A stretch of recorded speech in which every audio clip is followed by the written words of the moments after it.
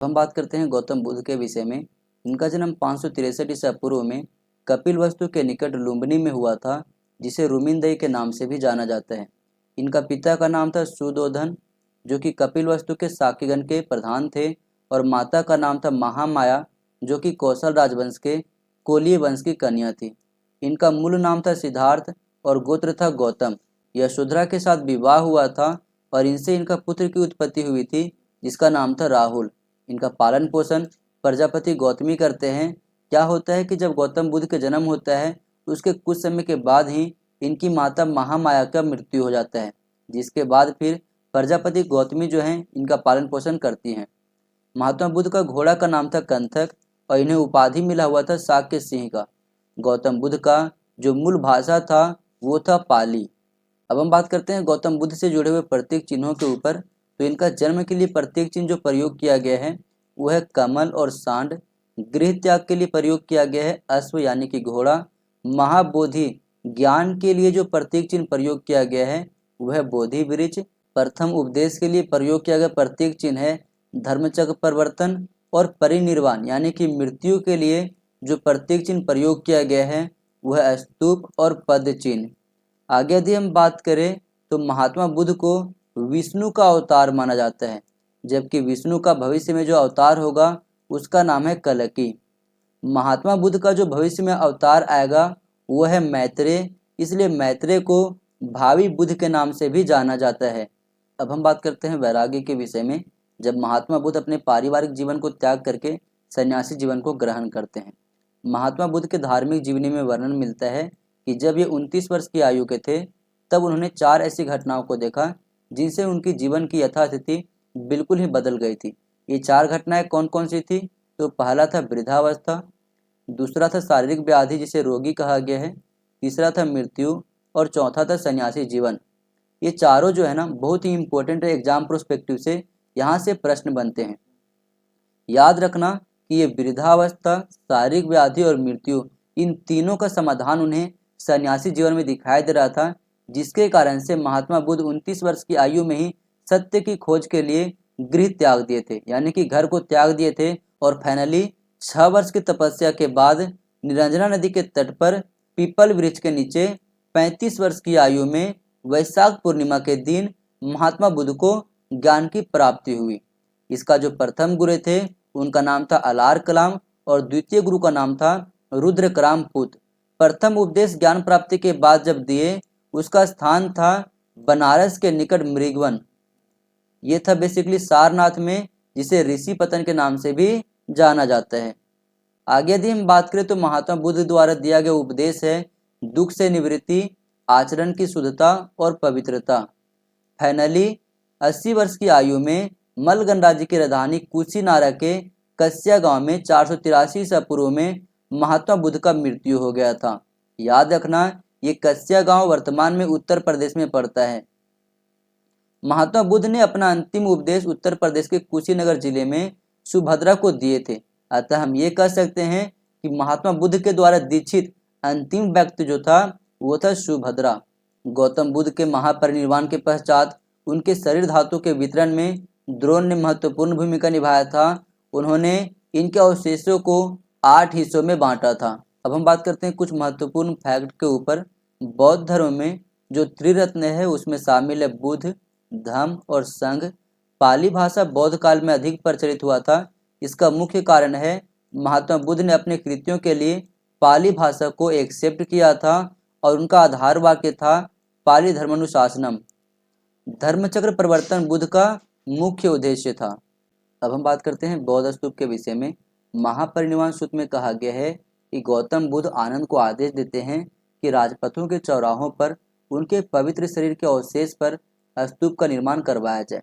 प्रारंभिक स्तूपों में हमें अर्धगोलाकार आकृति वाली गुंबद दिखाई देती है, जैसे आप देख पा रहे होगे ये अर्धगोलाकार गुंबद है। इसके अतिरिक्त गुंबद के चारों ओर प्रदक्षिणा पथ है। यह प्रदक्षिणा पथ गोल गोल से आप घूम सकते हैं। इसमें स्तूपों के निर्माण की प्रथा प्राक बौद्ध काल से दिखाई देता है हमें। और एक चीज याद रखना आप लोग कि हमें स्तूप की जानकारी ऋग्वेद से भी मिलता है। इसके अतिरिक्त ये भी याद रखना कि बौद्ध स्थापत्य कला के अंतर्गत एक स्तूप में क्या क्या शामिल हो सकता है? तो तोरण द्वार, वेदिका, अशोका कॉलम, मेधी, अंड, प्रदक्षिणा पथ, हर्मिका, यष्टि। यष्टि कहा गया छड़ को जो कि शुरुआत से लेकर के स्तूप के अंतर्गत जो रखा गया अवशेष होता है वहां तक ये यष्टि होता है, और सबसे ऊपर जो है वो है छत्र आपका। तो ये चीजें बौद्ध स्थापत्य कला के अंतर्गत शामिल होता है। अब हम बात करते हैं बौद्ध संघ के विषय में। बौद्ध संघ की स्थापना महात्मा बुद्ध के द्वारा सारनाथ में किया गया था। इसमें प्रवेश संबंधी कुछ आहर्ताएं हैं, जैसे कि गृहस्थ जीवन का त्याग करना, जिसे परवर्जिया या फिर पबजा भी कहा गया है। दूसरा था आपका न्यूनतम आयु 15 वर्ष होना चाहिए और माता पिता की अनुमति अनिवार्य किया गया था। इसके अतिरिक्त इसमें यह कहा गया था कि चोर, अपराधी, ऋणी, सैनिक, दास और रोगी व्यक्ति जो हैं बौद्ध संघ में सम्मिलित नहीं हो सकते थे। अब हम बात करते हैं परवर्जिया यानी कि पबजा संस्कार के विषय में, क्योंकि यहाँ से एग्जाम में प्रश्न बनता है। तो जब कोई भिक्षु अपने घर का परित्याग कर किसी बौद्ध आचार्य के अधीन एक परिव्राजक जीवन प्रारंभ करने के लिए निर्णय लेता है तो उस संस्कार को पबजा संस्कार कहा जाता है, और इस अवसर पर वह अपने केशों यानी कि बालों का त्याग करके गिरवी वस्त्र का धारण कर लेता है। अब हम बात करते हैं उपसंपदा के विषय में। तो अस्थायी सदस्यता ग्रहण करने के अवसर को उपसंपदा कहा गया है, जिसके बाद उसे धर्माभिषिक्त स्वीकार किया जाता है। एक भिक्षु के पास 3 वस्त्र, एक भिक्षा पात्र, छुरा, सुई, कमर में बांधने के लिए पेटी और कमंडल भी होता है, यानी कि 8 व्यक्तिगत संपत्ति जो है एक भिक्षु के पास होता है। अगला है आपका उपसोथ। उपसोथ का अर्थ है धर्म वार्ता हेतु एकत्रित होना। प्रतिमोक्ष या पतिमोक्ष, इसका अर्थ है संघीय नियम। श्रमण, संघ की आरंभिक सदस्यता ग्रहण करने वाले व्यक्ति को श्रमण कहा गया है। अब यहाँ से यूजीसी नेट के पेपर में जून 2021 में शिफ्ट 2 में प्रश्न पूछा गया था। प्रतिमोक्ष का तात्पर्य है मोक्ष का अस्वीकरण, चरवाकों का एक भौतिकवादी सिद्धांत, बौद्ध परंपरा के संघीय नियम, या फिर जैनियों का एक धार्मिक अधिकारी। तो सही विकल्प हो जाएगा ऑप्शन नंबर सी आपका, बौद्ध परंपरा में संघीय नियम को प्रतिमोक्ष कहा गया है। अगला शब्द है आपका उपासक और उपासिका। बौद्ध धर्म के अनुयायियों के समक्ष दोनों विकल्प थे, या तो वे संघ के सदस्य रह सकते थे या फिर संघ के बाहर रह करके सामान्य उपासक के जीवन व्यतीत कर सकते थे, यानी कि गृहस्थ जीवन में रहते हुए बौद्ध धर्म को जो मानते थे उसे उपासक और उपासिका कहा गया है, और इसकी जानकारी हमें सिगालवाद सूत्र से मिलता है। बौद्ध मान्यता के अनुसार बुद्ध के सबसे पहले गृहस्थ अनुयायी जो था उसका नाम था तपस्सु और भल्लिक। उपासक कहा गया पुरुष अनुयायियों को और महिला अनुयायियों को उपासिका कहा गया है। उपासक या उपासिका बौद्ध धर्म के वैसे सदस्य थे जो बुद्ध, धम्म और संघ के शरणागत होने की शपथ लेते थे और केवल संघीय शपथों से वे मुक्त होते थे। इस श्रेणी के लिए अपेक्षित आचरण संबंधी 5 शपथ इस प्रकार से था, जैसे कि पहला था किसी जीव की हानि न पहुंचाना, दूसरा था ऐसा कुछ भी ना लेना जिसे दिया नहीं गया हो, तीसरा था अनैतिक शारीरिक संबंध से दूर रहना, चौथा था मिथ्या वाचन नहीं बोलना, और पांचवा था नशा पान नहीं करना। अब हम बात करते हैं कुछ महत्वपूर्ण फैक्ट के ऊपर। तो आनंद के आग्रह पर बौद्ध संघ में शामिल होने वाली प्रथम भिक्षुनी उनकी मौसी प्रजापति गौतमी थी, जो वैशाली में शामिल हुई थी। भरहुत स्तूप में गौतम बुद्ध के पूर्व जीवन कथाओं का सर्वप्रथम अंतर मिलता है। देवदत्त जो है बुद्ध के जीवन काल में ही संघ का प्रमुख बनना चाहता था। अब हम बात करते हैं बौद्ध संघ के संगठन प्रणाली के विषय में। तो संगठन प्रणाली गणतांत्रिक था।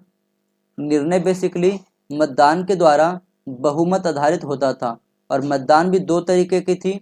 एक था गुल्हक यानी कि गुप्त, दूसरा था विवतक यानी कि प्रत्यक्ष। सलाका पुरुष कहा गया है मतदानकर्ता को, सलाका ग्राहक कहा गया मतदान अधिकारी को, आसन प्रज्ञापक कहा गया बैठने की व्यवस्था करने वालों को, और अनुशासन कहा गया है प्रस्ताव पाठ रखने वाले को। अब हम बात करते हैं बौद्ध संगति के विषय में।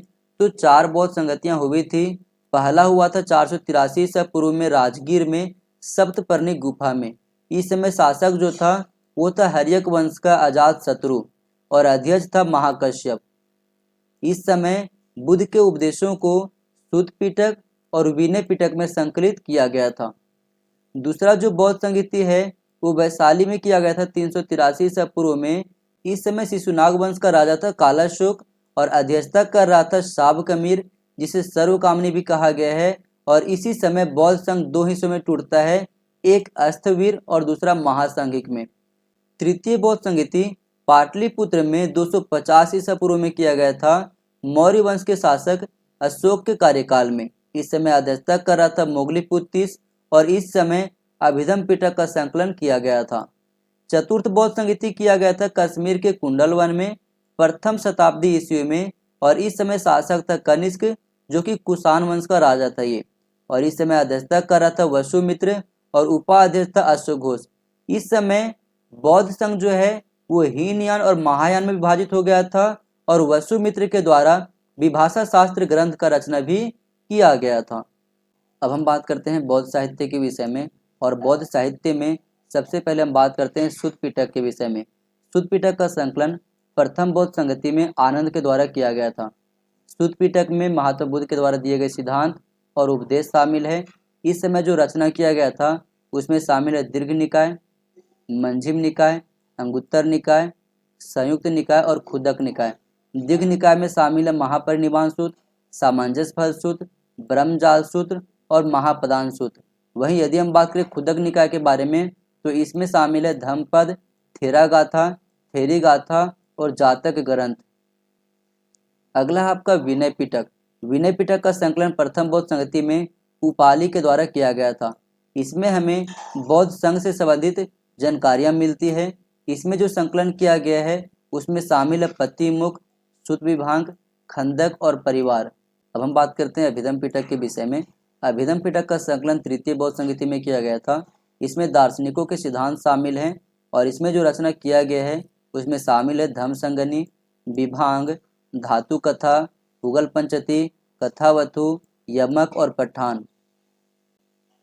अगला है आपका मिलिंद पनाहो।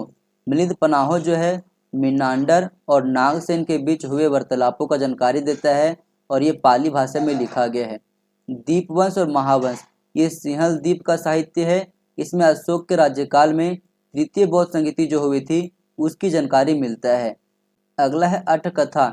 इसमें त्रिपिटकों का भाष्य है। विशुद्धिमग हीनयान पर आधारित प्रमुख ग्रंथ है और वैपुल्य सूत्र जो है महायान पर आधारित प्रमुख ग्रंथ है। प्रज्ञा परमिता, इसमें बोधिसत्वों की आध्यात्मिक वर्णन किया गया है। यदि हम बात करें ललित विस्तार के विषय में तो बुद्ध की प्रथम जीवनी माना जाता है ललित विस्तार। इसमें पर्दा प्रथा का विरोध किया गया है, दीर्घ निकाय पर टीका लिखा गया है और प्राचीन लिपियों की जानकारी भी हमें ललित विस्तार से मिलता है। अब हम बात करते हैं हीनयान और महायान के बीच के अंतर के विषय में। एक चीज़ आप लोग याद रखना, हीनयान, थेरवाद और अस्थवीर इन तीनों की विचारधारा समान रही है। वहीं महायान, वज्रयान और महासंघी की विचारधारा एक समान रहा है। तो जब भी हम बात करेंगे हीनयान के विषय में तो उनमें आपका अस्थवीर और थेरवाद दोनों शामिल होगा, और जब हम बात करेंगे महायान के विषय में तो उसमें वज्रयान और महासंघी की विचारधारा भी शामिल होगा। तो यदि हम बात करें हीनयान के विषय में तो ये महात्मा बुद्ध के द्वारा स्थापित मूल बौद्ध धर्म को मानते थे, जबकि महायान शाखा वाले जो थे हीनयानी विचारधारा को संशोधित करके अपने वर्तमान के अनुसार ढाल दिए थे। इसके अतिरिक्त हीनयान में महात्मा बुद्ध के उपदेशों को मानने वाले थे, जबकि महायान में बुद्ध की शिक्षाओं के अतिरिक्त बोधिसत्वों के सिद्धांत को भी शामिल किया गया था। हीनयानों का उद्देश्य था व्यक्ति विशेष को निर्वाण की प्राप्ति करवाना, जबकि महायान का उद्देश्य था संपूर्ण विश्व को निर्वाण की प्राप्ति दिलाना।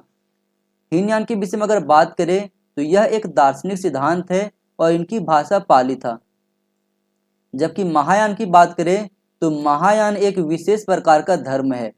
यदि हम हीनयान की बात करें तो महात्मा बुद्ध को सामान्य पुरुष माना गया है, जबकि महायान में बुद्ध को देवता माना गया है और देवता के रूप में उनकी मूर्तियों को पूजा भी किया जाता था। हीनयान धर्म को मानने वाले मूर्ति का उपासना नहीं करते थे और इनके सिद्धांत अधिक कठोर थे। हीनयान का लक्ष्य अरहत प्राप्ति था और सन्यासी जीवन पर ये बल देते थे। वहीं यदि हम बात करें महायान के विषय में तो ये पाली के स्थान पर संस्कृत भाषा को अपनाए हुए थे। इनका सिद्धांत सरल, सुगम और जनसाधारण के अनुरूप था और बोधिसत्व को आदर्श मानते थे और ये बेसिकली करुणा प्रधान थे, गृहस्थ जीवन पर बल दिया करते थे और महायानी शाखा जो थे अधिक आशावादी भी माने गए हैं। तो ये दोनों के बीच में डिफरेंस रहा है। अब यहाँ से यूजीसी नेट के पेपर में जून 2022 के शिफ्ट 1 में प्रश्न पूछा गया था, नीचे दिए गए विकल्पों में से कौन सा कथन सही है? अहिंसा और भक्ति भागवत परंपरा की दो महत्वपूर्ण विशेषताएं हैं, बिल्कुल सही है। महाभारत यह स्थापित करता है कि कृष्ण और विष्णु अपने दैवत्व में एक हैं, ये भी सही है। बौद्ध धर्म का थेरवाद बुद्ध को पूजे जाने वाले ईश्वर के रूप में मानते हैं, नहीं, ये स्टेटमेंट गलत है। धम्मपद यह बताता है कि भिक्षु यानी कि भिक्षु को बौद्ध विहार में अपना जीवन कैसे व्यतीत करना चाहिए, नहीं, ये स्टेटमेंट भी गलत है। धर्मचक्र परिवर्तन बुद्ध का मुख्य उद्देश्य था, बिल्कुल सही है। तो केवल ए, बी और ई सही है। A, B, E option number C में है, ऑप्शन नंबर सी आपका सही जवाब है। अब हम बात करते हैं बोधिसत्व के विषय में। जो व्यक्ति बुद्ध बनने या मोक्ष प्राप्त करने के मार्ग पर है उन्हें बोधिसत्व के रूप में जाना जाता है। संस्कृत में बोधिसत्व का अर्थ है एक व्यक्ति जो बुद्ध बनने का इरादा रखता है। बोधिसत्व अपने प्रबोध के मार्ग पर बढ़ता हुआ करुणामय है। बोधिसत्व निर्वाण प्राप्त करने में सक्षम होते हुए भी उसे तब तक ग्रहण नहीं करते हैं जब तक दूसरे व्यक्ति को निर्वाण प्राप्ति करने के लिए मार्गदर्शन नहीं करते। सरल शब्दों में अगर हम कहें तो बोधिसत्व समस्त सचेतन प्राणियों को उनके प्रबोध के मार्ग पर चलने में सहयोग करता है। बोधिसत्व जो है मानव या पशु किसी भी रूप में हो सकते हैं। अब हम बात करते हैं प्रमुख बोधिसत्वों के विषय में। तो पहला बोधिसत्व है मैत्रेय। यदि हम मैत्रेय की विशेषता देखें तो सभी बोधिसत्वों में मैत्रेय बौद्ध परंपरा में भावी बोधिसत्व माना गया है। कलशधारी बोधिसत्व है मैत्रेय और इनका प्रतीक चिन्ह है नागेश्वर। एक भावी बुद्ध जो भविष्य में पृथ्वी पर प्रकट होंगे, पूर्ण ज्ञान प्राप्त करेंगे और शुद्ध धर्म की शिक्षा देंगे। लाफिंग बुद्धा को मैत्रेय का अवतार माना गया है, ये पॉइंट आप लोग याद रखना। दूसरा है आपका स्कंद, विहारों और बौद्ध शिक्षाओं के संरक्षक माने जाते हैं स्कंद। तीसरा आपका वज्रपाणी, बुद्ध की शक्ति को प्रकट करता है वज्रपाणी। चौथा है आपका अवलोकितेश्वर। अवलोकितेश्वर को पद्मपाणि कहा गया है, इनका प्रतीक चिन्ह कमल है। अवलोकितेश्वर को प्रधान बोधिसत्व कहा जाता है और ये बुद्ध के करुणा को प्रकट करता है। अगला बोधिसत्व है आपका तारा। वज्रयान बौद्ध धर्म से ये जुड़ा हुआ है। ये कई रूपों के साथ बौद्ध उद्धारकर्ता देवी के रूप में जाना जाता है और ये जो बोधिसत्व तारा हैं वो अवलोकितेश्वर का स्त्री प्रतिरूप भी माने जाते हैं। अब यहाँ से यूजीसी नेट के पेपर में जून 2021 के शिफ्ट 2 में प्रश्न पूछा गया था, निम्नलिखित में से कौन बौद्ध परंपरा में भावी बुद्ध माने जाते हैं? तो सही विकल्प हो जाएगा ऑप्शन नंबर सी आपका मैत्रेय। अगला आपका बोधिसत्व है मंजूश्री। बुद्ध के ज्ञान को प्रकट करता है ये। सामंत भद्र बुद्ध और मंजूश्री के साथ ये बौद्ध धर्म में शाक्य मुनि त्रिमूर्ति का निर्माण करते हैं। अगला है क्षितिगर्भ। उन्होंने तब तक बुद्धत्व प्राप्ति नहीं करने का संकल्प लिया है जब तक कि नरक पूरी तरीके से रिक्त नहीं हो जाता है। और सबसे अंतिम है आपका आकाश गर्भ। आकाश गर्भ का संबंध अंतरिक्ष के तत्व से जुड़ा हुआ है। अब हम बात करते हैं ध्यानी बुद्धा और उनसे जुड़े हुए बोधिसत्वों के विषय में। अमिताभ का संबंध है पद्मपाणि से, अक्षोभ्य का संबंध है वज्रपाणि से, वैरोचन, समंत भद्र, अमोघसिद्धि का संबंध है विश्वपाणि से। अब हम कुछ महत्वपूर्ण फैक्ट के ऊपर बात करें तो चार आर्य सत्य का अगर हम सही क्रम देखें तो सबसे पहले आता है दुख, उसके बाद आता है दुख का कारण, उसके बाद आता है दुख का निरोध और सबसे अंतिम में आता है दुख निरोध का मार्ग। आगे यदि हम बात करें तो बौद्ध धर्म के अनुयायियों का कथन है कि संसार जो है वो अस्थिर और क्षणिक है। महात्मा बुद्ध के विष्णु अवतार की जानकारी हमें अग्नि पुराण, भागवत पुराण, मत्स्य पुराण, गरुड़, विष्णु और नारदीय पुराण से मिलता है। बौद्ध निर्वाण प्राप्त करने के लिए बुद्ध, धम्म और संघ नामक त्रिरत्नों में विश्वास रखते हैं। बौद्ध धर्म का थेरवाद गौतम बुद्ध को महापुरुष के रूप में मानता है जबकि महायान में इसे देवता माना गया है। धम्म पद बौद्ध साहित्य का सर्वोत्कृष्ट लोकप्रिय ग्रंथ है। इसमें बुद्ध के नैतिक उपदेशों का संग्रह मिलता है।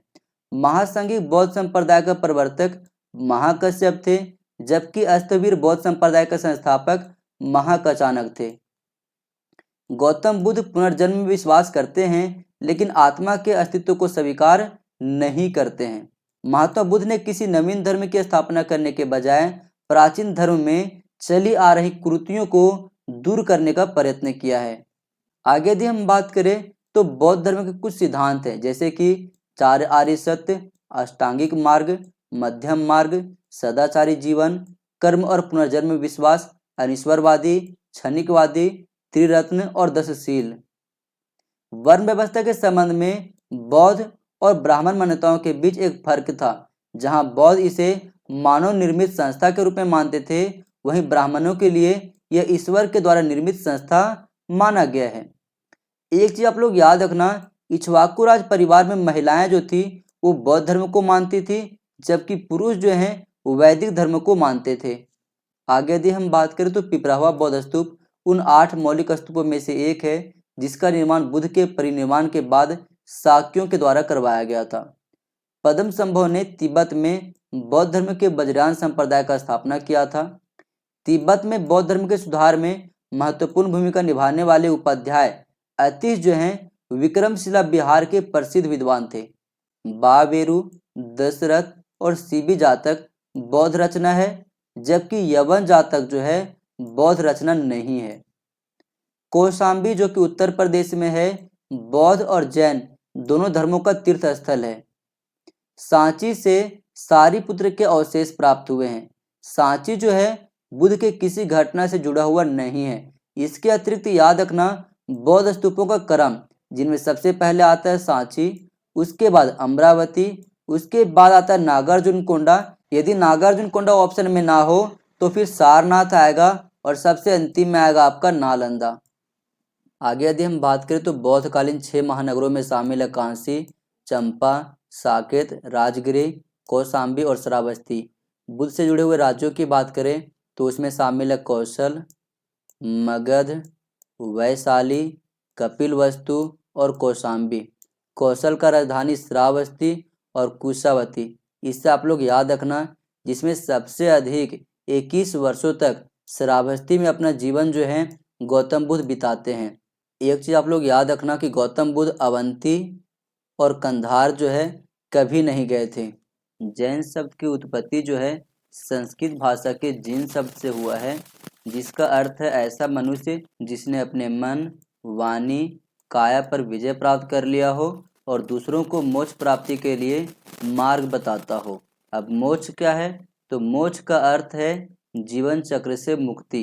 मोक्ष के लिए जैन धर्म में तीर्थंकर शब्द का प्रयोग किया गया है और जैन धर्म में हमारे पास 24 तीर्थंकर हैं, जिनके क्रम को आप लोग अच्छी तरीके से याद रखना। पहला तीर्थंकर है ऋषभदेव, जिसे आदिनाथ कहा गया है। इनका प्रतीक चिन्ह है वृषभ या फिर सांड या फिर बैल। अजितनाथ है दूसरा तीर्थंकर, इसका प्रतीक चिन्ह है गज यानी कि हाथी। तीसरा है आपका संभवनाथ, इनका प्रतीक चिन्ह है अश्व यानी कि घोड़ा। अभिनंदन का है बंदर। सुमतिनाथ का है क्रौंच पंछी। पदम प्रभु का है कमल यानी कि पदम। सुपार्श्वनाथ का है स्वास्तिक। चंद्र प्रभु का है चंद्र। सुविधिनाथ का है बंदर यानी कि कपि। शीतलनाथ का प्रतीक चिन्ह है श्रीवत्स। श्रेयांशनाथ का है गैंडा। वासु पूज्य का है भैंसा यानी कि महिष। विमलनाथ का है वराह। अनंतनाथ का है सेही। धर्मनाथ का है व्रज। शांतिनाथ का है मृग यानी कि हिरण। कुंथुनाथ का प्रतीक चिन्ह है अज यानी कि बकरा। अहरनाथ का है मछली। मलिनाथ का है कलश यानी कि घड़ा। मुनि सुव्रतनाथ का है कच्छप यानी कि कछुआ। नेमिनाथ का है नीलकमल या फिर कहे तो शंख। अरिस्टोनेमी का है शंख। पार्श्वनाथ का है सर्प और 24वें और अंतिम तीर्थंकर महावीर का है सिंह, जिसे शेर भी कहा गया है। अब यहाँ से यूजीसी नेट के पेपर में दिसंबर 2014 में प्रश्न पूछा गया था। सूची 1 को सूची 2 से मिलान कीजिए। महावीर का प्रतीक चिन्ह है सिंह। मलिनाथ का है जल कलश। पार्श्वनाथ का है सर्प और शांतिनाथ का है मृग। ए का 2, बी का 4, सी का 3, डी का 1। ऑप्शन नंबर बी में है। ऑप्शन नंबर बी आपका सही जवाब है। कुछ इम्पोर्टेंट फैक्ट आप लोग याद रखना। ऋषभ देव का जन्म हुआ था अयोध्या में और निर्वाण हुआ था अष्टपाद में। संभवनाथ का जन्म हुआ था श्रावस्ती में। पद्म प्रभु का जन्म हुआ था पभोसा में। सुविधिनाथ का जन्म हुआ था काकंदी में। वासु पूज्य का निर्वाण यानी कि मृत्यु हुआ था चंपापुरी में। नेमिनाथ का निर्वाण हुआ था उज्जैन में। पार्श्वनाथ का जन्म हुआ था काशी में। यदि हम बात करें महावीर के विषय में तो महावीर का जन्म हुआ था कुंडलपुर में और इनका निर्वाण हुआ था यानी कि मृत्यु हुआ था पावापुरी में। अब हम बात करते हैं जैन धर्म के अंतिम तीर्थंकर महावीर के विषय में, क्योंकि यहाँ से एग्जाम में प्रश्न बनते हैं। तो इनका जन्म हुआ था 599 ईसा पूर्व में विदेह की राजधानी वैशाली नगर के नज़दीक कुंडग्राम में। इनके पिताजी का नाम था सिद्धार्थ जो कि ज्ञात्रिक जन के मुखिया थे और इनकी माता का नाम था त्रिशला जो कि विदेह की शासक की बहन थी। इनका पत्नी का नाम था यशोदा और इनसे इनकी बेटी का जन्म हुआ था जिसका नाम था प्रियदर्शना। इनको केवल ज्ञान यानी कि ज्ञान की प्राप्ति ऋजुपालिका नदी के तट पर जृंभक ग्राम में साल वृक्ष के नीचे हुआ था। उन्होंने अपना पहला उपदेश पावा में दिए थे ब्राह्मण इंद्रभूति, गौतम और उनके 2 भाइयों को। इनका मृत्यु हुआ था 527 साल से पूर्व में पावा के निकट पावापुरी में 72 वर्ष की आयु में, जिसकी वजह से इसी वर्ष से वीर निर्वाण संवत का प्रारंभ भी किया जाता है। आगे यदि हम बात करें तो महावीर स्वामी की मृत्यु उपरांत सुधर्मा को जैन धर्म के प्रमुख बनने का हमें वर्णन मिलता है जैन ग्रंथों में। सबसे अंतिम तीर्थंकर यानी कि 24वें तीर्थंकर महावीर थे। जैन धर्म का वास्तविक संस्थापक महावीर को माना जाता है। महावीर से पहले जैन धर्म को निग्रंथ कहा जाता था। अहिंसा के सिद्धांत का प्रतिपादन महावीर के द्वारा किया गया। अनेकांतवाद जैन दर्शन का महत्वपूर्ण सिद्धांत है। बुद्ध और महावीर लगभग समकालीन थे और इनकी शिक्षाएं भी बहुत ज़्यादा समान थी। अगर इन दोनों में समानता देखें तो दोनों ने ही वेदों को ज्ञान के सर्वोच्च स्रोत के रूप में स्वीकार नहीं किया है। दोनों ने ही निरीश्वरवादी सिद्धांत को स्वीकार किया है। महात्मा बुद्ध और महावीर ने वैराग्य और मानवीय प्रयासों को मुक्ति के लिए महत्वपूर्ण माना है। दोनों ने ही पुरुष और स्त्री के लिए संघ व्यवस्था की स्थापना की है। निवृत्ति मार्ग की प्रधानता के ऊपर दोनों ने बल दिया है और स्तूप निर्माण की परंपरा हमें बौद्ध धर्म में भी मिलता है और जैन धर्म में भी। अब यहाँ से यूजीसी नेट के पेपर में दिसंबर 2022 में शिफ्ट 2 में प्रश्न पूछा गया था। निम्नलिखित में से कौन से वक्तव्य सही हैं? जैन गुरु महावीर भगवान बुद्ध के समकालीन थे, बिल्कुल सही है। अहिंसा के सिद्धांत का प्रतिपादन महावीर ने किया था, ये भी सही है। विनय पिटक बौद्ध धर्म के दर्शन की शिक्षा देने वाली ग्रंथ है, नहीं, ये गलत है। बौद्ध धर्म के लिए ये नहीं है, जबकि विनय पिटक बौद्ध संघ के विषय में जानकारी देता है। अगला स्टेटमेंट है भगवान महावीर का जन्म आधुनिक बिहार के पाटलिपुत्र के निकट हुआ था, बिल्कुल सही है। अनेकांतवाद जैन दर्शन का एक महत्वपूर्ण सिद्धांत है, ये भी सही है। तो ए बी डी ई सही हो जाएगा। A B D E option number D में है। ऑप्शन नंबर डी आपका सही जवाब है। अब हम बात करते हैं श्वेतांबर और दिगंबर जैन संप्रदाय के विषय में, क्योंकि जैन धर्म बाद में 2 हिस्सों में टूट जाता है, जिसमें आता है एक में आपका श्वेतांबर और दूसरे में आता है दिगंबर। लगभग 300 ईसा पूर्व के आसपास मगध में भयंकर अकाल पड़ता है, जिसके बाद भद्रबाहु के नेतृत्व में कुछ जैन भिक्षु जो हैं अपने सख्त अनुशासन का पालन करने के लिए दक्षिण भारत चले जाते हैं, और चूंकि वे बिना वस्त्र के रहते थे इसलिए इन्हें दिगंबर कहा गया है। जबकि स्थूलभद्र के नेतृत्व में कुछ जैन भिक्षु उत्तर भारत में ही रह गए और सफेद वस्त्र का धारण कर लिए और इन्हें श्वेतांबर कहा गया। इन दोनों के बीच के अगर हम अंतर को देखें तो श्वेतांबर संप्रदाय के लोग प्राचीन आख्यान को स्वीकार करते हैं, जिसके अनुसार 12 अंग, 12 उपांग, 10 प्रकीर्णन, 6 वेद सूत्र, 4 मूल सूत्र और 2 अन्य थे। लेकिन दिगंबर जो हैं इन्हें नहीं मानते हैं। इनके बीच और कौन कौन से अंतर हैं? तो श्वेतांबर संप्रदाय के लोग श्वेत वस्त्र धारण करते हैं, जबकि दिगंबर संप्रदाय के लोग नग्न रह करके तपस्या करने में विश्वास करते हैं। यदि हम बात करें श्वेतांबर संप्रदाय के विषय में, तो इस मत के अनुसार स्त्री जो है वो भी मोक्ष की प्राप्ति कर सकती है, लेकिन दिगंबर संप्रदाय के जो जैन हैं उनका मानना है कि स्त्री के लिए मोक्ष संभव नहीं है। यदि हम श्वेतांबर संप्रदाय की बात करें तो इस मत के लोग ज्ञान की प्राप्ति के लिए भोजन ग्रहण करने में विश्वास करते हैं। लेकिन यदि हम दिगंबर संप्रदाय की बात करें तो दिगंबरों के अनुसार आदर्श साधु भोजन ग्रहण नहीं करता है। श्वेतांबर संप्रदाय के मतों के अनुसार अगर देखें तो 19वें जो तीर्थंकर था मलिनाथ, उसे स्त्री बताया गया श्वेतांबर के द्वारा, लेकिन दिगंबर संप्रदाय के लोगों ने इसे पुरुष बताया है। श्वेतांबर संप्रदाय के अनुसार महावीर स्वामी जो हैं वो विवाहित थे, इनका विवाह हुआ था, लेकिन दिगंबर संप्रदाय के जैन भिक्षु मानते हैं कि महावीर का विवाह नहीं हुआ था, वे अविवाहित थे। यदि हम श्वेतांबर संप्रदाय के विषय में बात करें तो प्रारंभ में मगध जो है श्वेतांबरों का केंद्र रहा था, लेकिन बाद में मथुरा, उज्जैन और गिरनार इनका केंद्र बना। वहीं दिगंबर संप्रदाय के विषय में बात करें तो पूर्वी भारत में पुनरावर्धन और दक्षिण भारत में कर्नाटक जो है दिगंबर संप्रदाय के लिए एक मुख्य केंद्र था। अब हम बात करते हैं श्वेतांबर संप्रदाय के प्रमुख उप संप्रदाय के विषय में। तो इनमें शामिल था मूर्ति पूजक, स्थानकवासी और थेरापंथी। यदि हम दिगंबर संप्रदाय के प्रमुख उप संप्रदाय की बात करें तो इनमें शामिल है मुल्ला संघ, बीस पंथ, थेरापंथ, तरन पंथ या फिर समाय पंथ। इसके अतिरिक्त दिगंबर संप्रदाय में कुछ छोटे छोटे उप संप्रदाय भी थे, जैसे कि गुमान पंथ और तोता पंथ। अब हम बात करते हैं जैन परिषद के विषय में। जैन धर्म में दो परिषद हुआ था, एक हुआ था पाटलिपुत्रा में और दूसरा हुआ था वल्लभी में। पाटलिपुत्रा में 300 ईसा पूर्व में हुआ था, लेकिन अलग अलग स्रोतों में 310 ईसा पूर्व भी बताया गया है। इसके अध्यक्ष थे स्थूलभद्र और यहाँ पर जो है 14 पूर्वों को अर्धमगधी भाषा में 12 अंगों में संपादित किया गया था। इस संगति में जैन धर्म का विभाजन हुआ था दिगंबर और श्वेतांबर संप्रदाय के रूप में।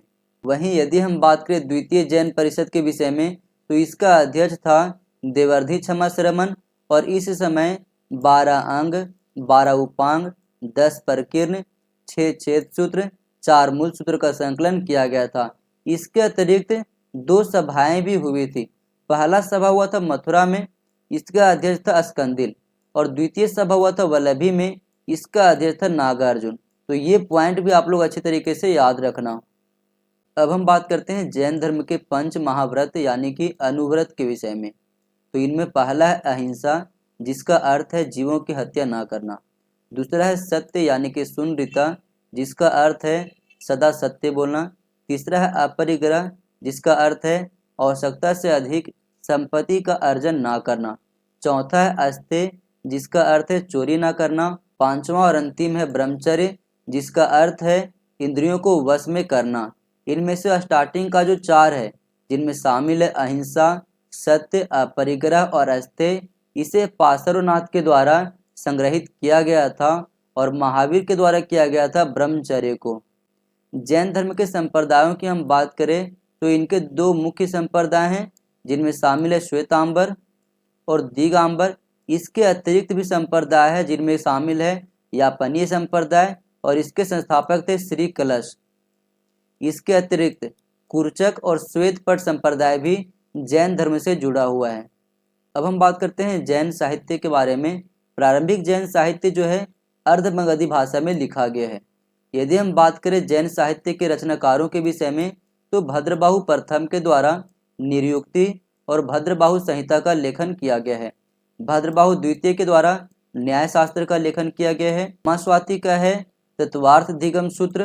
भद्रबाहु द्वितीय का शिष्य कुंडकुंड का है समय सार, 50 टीकाएं, प्रवचन सार और नियम सार। सिद्धसेन दिवाकर का है सम्मति तर्क सूत्र और न्यायावतार। सिद्धसेन गनी ने उमास्वाति द्वारा लिखे गए तत्वार्थ दिगम सूत्र पर टीका लिखा है इस पॉइंट को आप लोग याद रखना। अगला आपका हरिभद्र सूरी, इनका है न्यायावतार वृत्ति, न्याय प्रवेश सूत्र, सर दर्शन समुच्चय, 10वें कालिका निरुक्ति टीका। मलवादी का है नयचग्र, सामंत भद्र का है रत्नाकरण श्रावकचारी, आत्ममीमांसा, युक्तानुशासन, स्वयंभू स्रोत और जिन स्तुति शतक। अब हम बात करते हैं जैन धर्म के सिद्धांत के विषय में। तो जैन धर्म के मुख्यतः 3 सिद्धांत हैं। एक है दार्शनिक सिद्धांत, दूसरा है व्यवहारिक सिद्धांत और तीसरा है सामाजिक सिद्धांत। यदि हम बात करें दार्शनिक सिद्धांत के विषय में तो ये अनिश्वरवादी थे, ईश्वर के अवतार को नहीं मानते थे। इसके अतिरिक्त ये कर्म में विश्वास करते थे, अनात्मवादी थे, आत्मा को नहीं मानते थे, लेकिन ये पुनर्जन्म को मानते थे, साथ ही निर्वाण के ऊपर विश्वास करते थे। यदि हम बात करें व्यवहारिक सिद्धांत के विषय में तो पंच महाव्रत जैन धर्म से जुड़ा हुआ है। इसके अतिरिक्त अनुव्रत जो है जैन धर्म से जुड़ा हुआ है। सामाजिक सिद्धांत के ऊपर हम बात करें तो नारी स्वतंत्र, आचार नगनता और पाप, ये 3 चीज़ें जो है सामाजिक सिद्धांत के अंतर्गत शामिल है। अब हम कुछ महत्वपूर्ण फैक्ट के ऊपर बात करते हैं। तो जैन धर्म के त्रिरत्न में शामिल है सम्यक दर्शन, सम्यक ज्ञान और सम्यक आचरण। सम्यक दर्शन का अर्थ है वास्तविक ज्ञान, सम्यक ज्ञान का अर्थ है सत्य में विश्वास करना और सम्यक आचरण का अर्थ है सांसारिक विषयों से उत्पन्न सुख और दुख के प्रति समभाव रखना। यदि हम बात करें जैन दर्शन के विषय में तो इसमें आता है आपका अनेकांतवाद, जो कि बहुरूपता का सिद्धांत को प्रतिपादित करता है, और दूसरा है आपका सप्तभंगनीय यानी कि स्यादवाद, जो कि सापेक्षता का सिद्धांत प्रस्तुत करता है। यदि हम जैन धर्म के ज्ञान के ऊपर बात करें तो इसमें शामिल है मति, श्रुति, अवधि और मनः पर्याय। मति का अर्थ है इंद्रिय जनित ज्ञान, श्रुति का अर्थ है श्रवण ज्ञान, जो हम सुनते हैं उससे ज्ञान प्राप्त करते हैं, अवधि का अर्थ है दिव्य ज्ञान और मनः पर्याय का अर्थ है दूसरे के मन को जान लेना। अब हम बात करते हैं कुछ अति महत्वपूर्ण फैक्ट के ऊपर, जिनमें सबसे पहला आपका शलाका पुरुष। टोटल 63 शलाका पुरुष हैं। जैन ग्रंथों में शलाका पुरुष शब्द का उपयोग उन महान आत्माओं के लिए किया गया है जिन्होंने उत्कृष्ट गुणों और कार्यों के द्वारा समाज को प्रेरित किया है। इन 63 शलाका पुरुषों को अलग अलग रूप से बांटा गया है, जिनमें शामिल हैं 24 तीर्थंकर, 12 चक्रवर्ती, 9 बलभद्र, 9 नारायण और 9 जो है प्रति नारायण है। उनके जीवन, शिक्षाएं और कार्य जो हैं जैन धर्म के अनुयायियों के लिए प्रेरणा का स्रोत है। ये सभी जो हैं जैन धर्म में पूजनीय माने जाते हैं और इन्हें 63 शलाका पुरुष के नाम से भी जाना जाता है। अब हम बात करते हैं त्रिरत्न के विषय में। तो जैन धर्म में जो त्रिरत्न है उसमें शामिल है सम्यक दर्शन, सम्यक ज्ञान और सम्यक चरित्र, जो कि कर्म फल के मुक्ति के ऊपर बल देता है। यदि हम बात करें आगे तो जैन धर्म में ईश्वर को सृष्टि के रचयिता और पालनकर्ता के रूप में स्वीकार नहीं किया गया है, यानी कि जैन धर्म अनिश्वरवादी थे, ईश्वर को मानते बिल्कुल नहीं थे। आगे यदि हम बात करें तो जैन धर्म दुखों का वास्तविक कारण तृष्णा को मानता है। जैन ग्रंथों को सिद्धांत या फिर आगम कहा गया है। पूर्व मध्ययुगीन टीका वृत्ति है और अवचूर्णी, ये दोनों को आप लोग याद रखना। पूर्वा जो है जैन धर्म का एक मूल सिद्धांत है और इसकी संख्या 14 है, और भद्रबाहु जो हैं इन 14 पूर्वों के अंतिम विशेषज्ञ माने जाते हैं। चंदना जो है जैन भिक्षुणी बनने वाली पहली महिला थी। ईश्वर के स्थान पर जैन धर्म में तीर्थंकर की आराधना पर बल दिया गया है। अनेकांतवाद या फिर स्यादवाद में जैन धर्म विश्वास करता है, कर्म प्रधान है और पुनर्जन्म में ये विश्वास करता है। ये कर्म के आधार पर जीवों का देहांतरण होने में विश्वास करता है। अगला है आपका अनेकांतवाद। जैन धर्म में अनेकांतवाद की एक मौलिक धारणा है कि कोई भी इकाई एक बार में अस्थायी होता है लेकिन परिवर्तन से भी गुजरता है। अनेकांतवाद के सिद्धांत के अंतर्गत 3 महत्वपूर्ण पहलू हैं। पहला है द्रव्य, दूसरा है गुण और तीसरा है पर्याय। द्रव्य कई गुणों के लिए एक आधार के रूप में कार्य करता है, जिनमें से प्रत्येक स्वयं में लगातार परिवर्तन या फिर संशोधन के दौर से गुजर रहा होता है। अगला है आपका स्यादवाद। जैन धर्म में स्यादवाद के सिद्धांत को प्रस्तुत करने में महावीर का सबसे महत्वपूर्ण योगदान माना जाता है, जिसका अर्थ है हमारा ज्ञान सीमित है और सापेक्ष है तथा हमें ईमानदारी से इसे स्वीकार करते हुए अपने ज्ञान के असीमित और अप्रशंसनीय होने के निरर्थक दावों से बचना चाहिए। त्यागवाद का शाब्दिक अर्थ है विभिन्न संभावनाओं की जांच करने की विधि। अब हम बात करते हैं अनेकांतवाद और त्यागवाद के बीच के मूल अंतर के विषय में।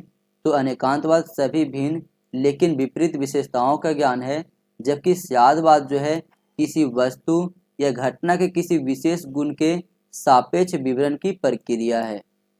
आगे यदि हम बात करें तो जैन तीर्थंकर सुविधिनाथ को पुष्पदत्त भी कहा गया है। अरिस्टोनेमी का संबंध भगवान कृष्ण से है। इसके अतिरिक्त नेमिनाथ का संबंध भी भगवान कृष्ण से बताया जाता है। महावीर स्वामी को वर्धमान, सन्मति, वीर और जिनेन्द्र के नाम से भी जाना जाता है। अब हम बात करते हैं भद्रबाहु के कल्पसूत्र के विषय में। इसमें प्रारंभिक जैन धर्म का इतिहास मिलता है और कल्पसूत्र में पार्श्वनाथ और महावीर जैसे प्रमुख तीर्थंकरों की जीवनी भी दी गई है। जैन विशेषज्ञ अजीत के स्कम्बलिन का कथन है कि मृत्यु के पश्चात सब कुछ नष्ट हो जाता है। इस प्रकार से अगर कहा जाए तो कर्म का कुछ भी फल नहीं हो सकता। अब हम बात करते हैं जैन वास्तुकला के विषय में। इसमें सबसे पहले हम बात करते हैं जैन गुफा के विषय में। महाराष्ट्र में स्थित एलोरा की गुफा जो है इसका संबंध जैन धर्म से है। एलोरा की गुफा की कौन कौन सी गुफाएं, तो गुफा संख्या 30 से लेकर के 35 तक जो है इसका संबंध केवल जैन धर्म से है। महाराष्ट्र का मांगतुंगी गुफा और गजपत गुफा जो है इसका संबंध भी जैन धर्म से है। उड़ीसा का उदयगिरी और खंडगिरी गुफा और हाथी गुम्फा गुफा इसका संबंध भी जैन धर्म से है। तमिलनाडु का सीतनवासल गुफा जो है इसका संबंध भी जैन धर्म से है। अब हम बात करते हैं जैन धर्म की मूर्तियों के विषय में। कर्नाटक के श्रवणबेलगोला में गोमतेश्वर बाहुबली की प्रतिमा स्थापित की गई है। राजस्थान के माउंट आबू में दिलवाड़ा जैन मंदिर अवस्थित है। कर्नाटक के बसादी में जैन मठ का स्थापना किया गया है। अब कुछ इंपॉर्टेंट फैक्ट के ऊपर अगर हम बात करें तो गंगा राजा राजमल चतुर्थ के मंत्री चामुंड राय ने मैसूर स्थित श्रवणबेलगोला में प्रथम तीर्थंकर के पुत्र गोमतेश्वर की विशाल प्रतिमा का स्थापना करवाया था। ये चट्टान को काटकर विंध्यगिरी पर्वत पर बनाया गया सबसे विशाल प्रतिमा है। प्रभासगिरी जो कि उत्तर प्रदेश में है इसका संबंध जैन तीर्थस्थल से है। अब कुछ इंपॉर्टेंट फैक्ट, जैसे आदिनाथ के संबंध चक्रेश्वरी से है, नेमिनाथ का अंबिका, पार्श्वनाथ पद्मावती और महावीर का संबंध है सिद्धदायिका से। अब हम बात करते हैं आजीवक संप्रदाय के विषय में। आजीवक संप्रदाय एक प्राचीन तपस्वी समूह था और इसका संस्थापक था मखली गोसाल। मखली गोसाल बुद्ध और महावीर का समकालीन था। ये संप्रदाय मौर्य काल के दौरान विकसित हुआ था। विशेष करके चंद्रगुप्त मौर्य के संरक्षण में आजीवक संप्रदाय का बहुत ज़्यादा विकास हुआ था। आगे यदि हम बात करें तो जैन और बौद्ध ग्रंथों में मखली गोसाल के जन्म और उसके खानदान के बारे में जानकारी मिलता है, लेकिन उसमें उन्हें निम्नतर श्रेणी की कैटेगरी में रखा गया है। जैन साहित्य भगवती सूत्र के अनुसार मखली गोसाल के पिता एक मंखा थे और इसलिए उनका नाम जो है मखली पड़ा।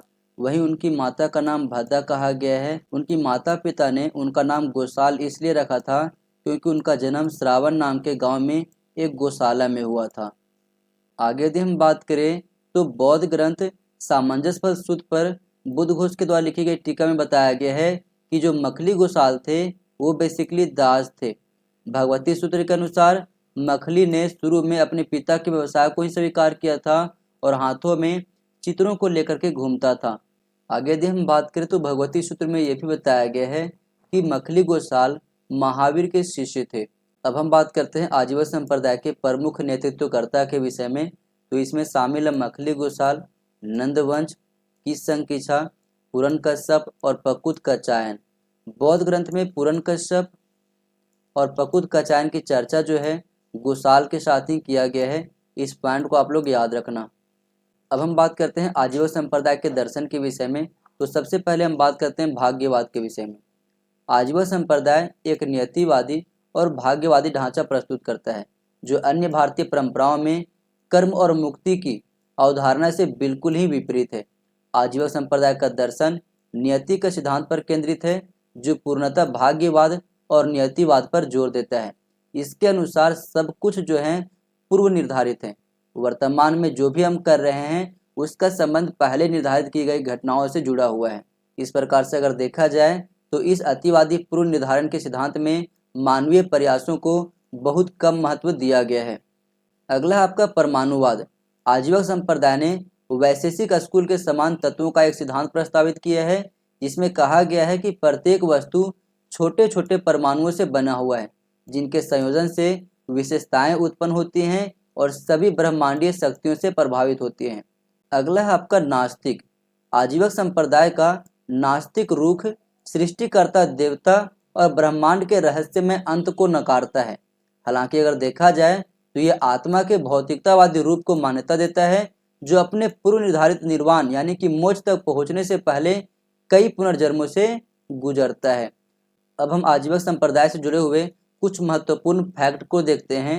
तो वे कर्म और पुनर्जन्म को एक्सेप्ट तो करते थे, लेकिन उनका मानना था कि मानवीय हस्तक्षेप की इसमें कोई भी भूमिका नहीं होती है। उनका मानना है कि भाग्य व्यक्ति को जन्म और पुनर्जन्म के चक्र से मुक्ति की ओर ले जाता है। इस प्रकार से अगर देखा जाए, भाग्य पर इसका ध्यान और व्यक्तिगत सत्ता की अस्वीकृति प्राचीन भारतीय दर्शन में एक विशिष्ट विचारधारा के रूप में इसके महत्व को उजागर करता है। आजीवक दर्शन के अंतर्गत स्वतंत्र इच्छा को भी नकार दिया गया है। अब हम बात करते हैं कुछ फैक्ट के ऊपर। बौद्ध ग्रंथ आजीवक दर्शन को विरोधात्मक बताता है और दावा करता है कि इसमें कोई भी वस्तुनिष्ठ नैतिक नियम नहीं है।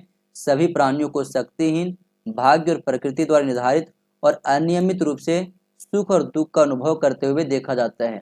आगे यदि हम बात करें तो आजीवक मतावलंबियों ने कठिन तपस्या चर्म में विश्वास किया है।